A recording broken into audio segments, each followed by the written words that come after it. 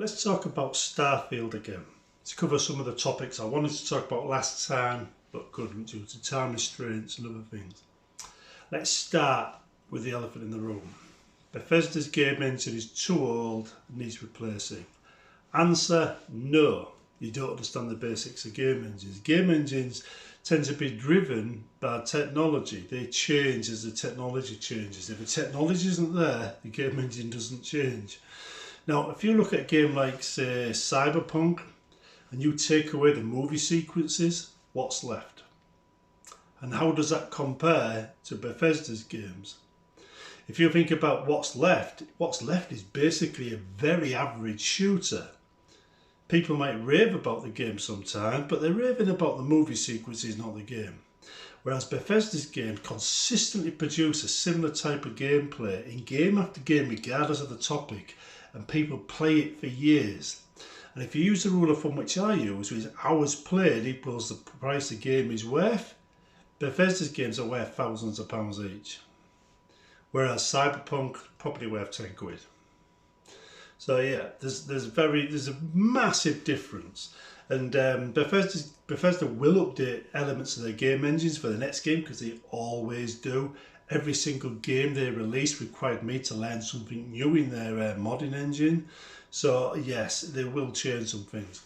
Now, they said they want the next game to be more RPG driven, but they've been heading down a PEX route, which basically means less RPG, more shooting.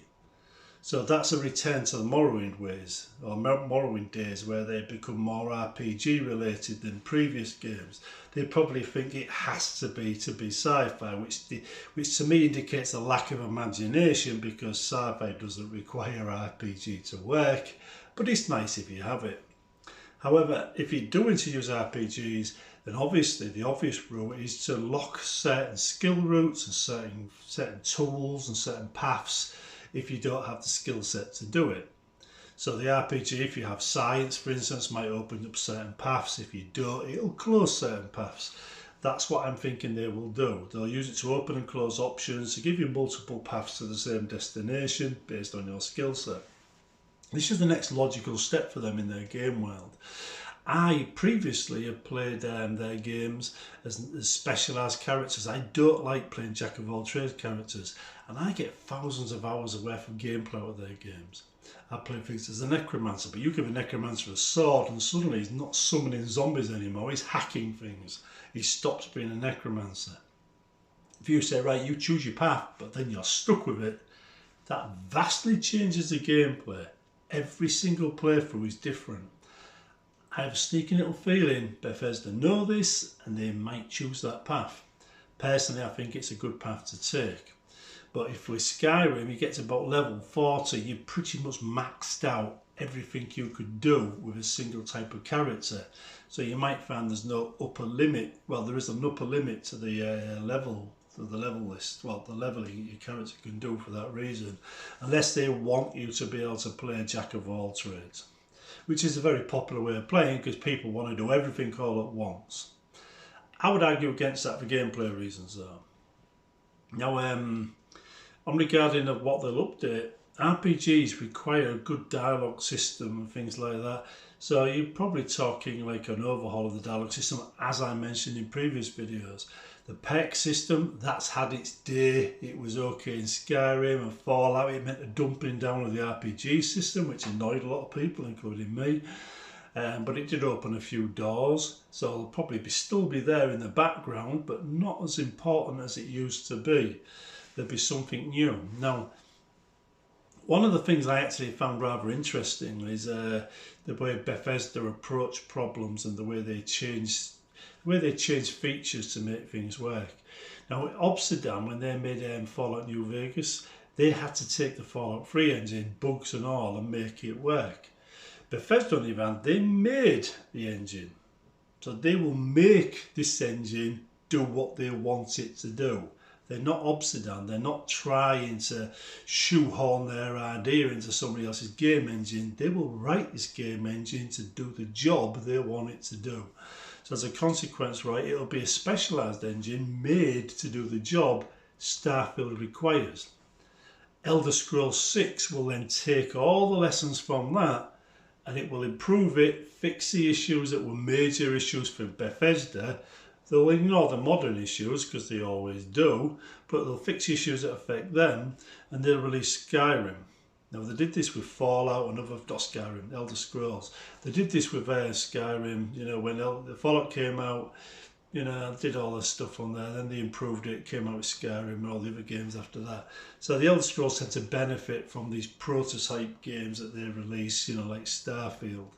And I'm expecting the Elder Scrolls 6 to be a lot better as a result of whatever they learned from Starfield, because it's what they've done in the past.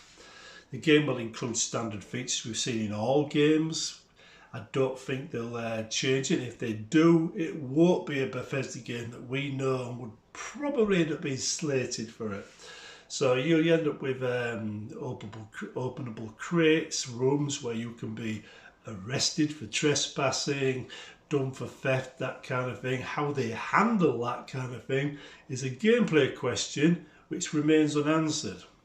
They might decide if you're a crook, they shoot you on sight and it immediately triggers a gunfight, or you might have space police that come along and arrest you.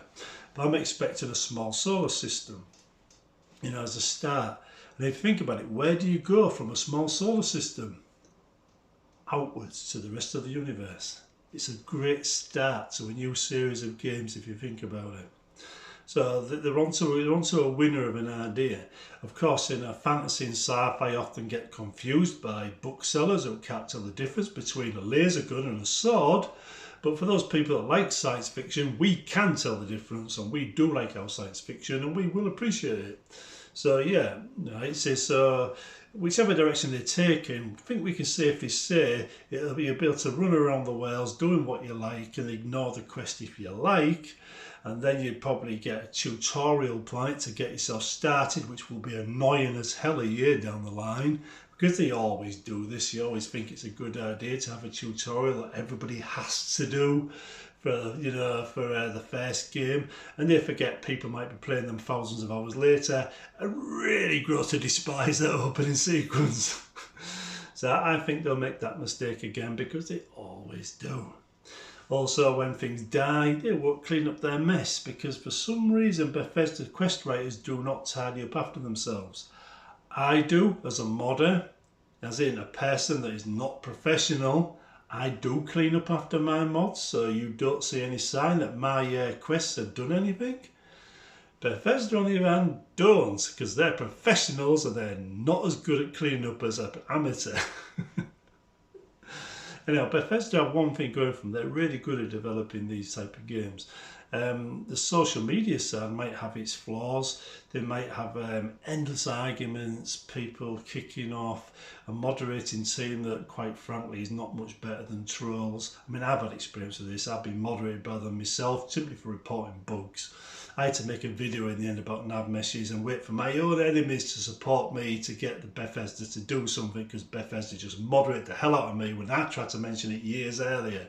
So yes, I've got some experience of their social media team, and quite frankly, I don't think they're fit for purpose. But Bethesda are now with Microsoft. Microsoft are a different company entirely. They have an opportunity for change, more scope, maybe a bit more freedom in some respects, hopefully. So hopefully things will be a lot better than they have been. I mean, let's face it, right? If you said to one of our social media team, you must do it this way, they'd have no choice but to do it your way, because they're being paid by you to do it that way. But if Microsoft say, look, right, this is your company, as long as you're making a profit, we're happy to let you do things your own way, suddenly the social media team have a lot more freedom, and maybe that will make a difference. At least I hope it makes a difference. But it's my advice as an experienced modder who modded several hundred games, well, several games, dozens, let's just say dozens of games, right? It says that staying away from the developer is a good idea.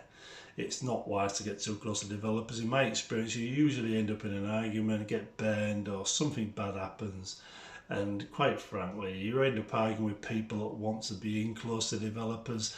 And if you're a modder like me, you just want to make your mods, the last thing you need is to be dealing with dickheads like that. You're much better to save your time and effort, stay away from the developers, stay away from their forums, make the mods you want to make in peace.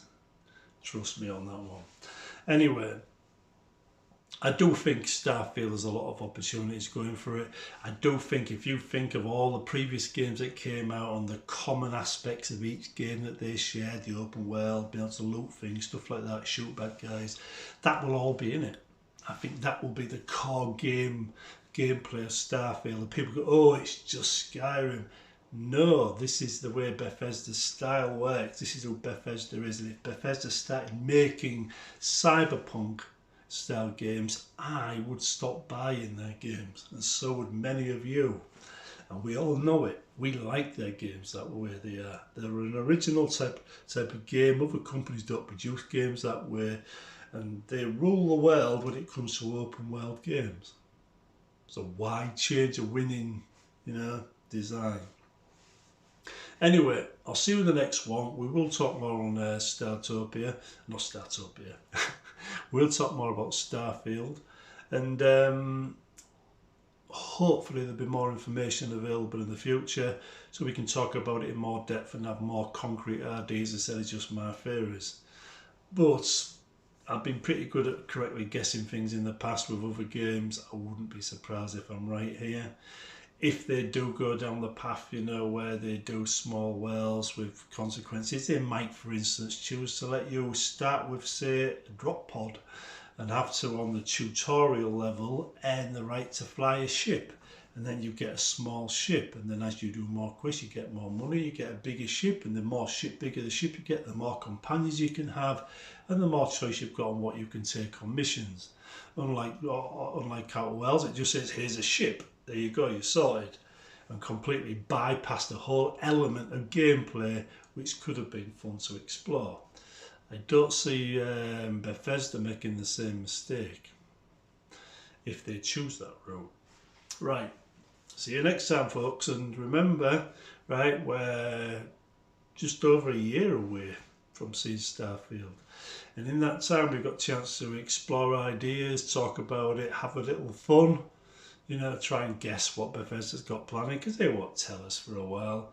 And I can tell you this, right, if it's anything like previous games, you will see my websites returning, me modding them, and you'll be able to download them from my site. I'll also say this as well, if I do bring back a new site, it might not be named the Engineering Guild or Respawn or Mechstone. It'll probably have a completely new name. So, see you in the future.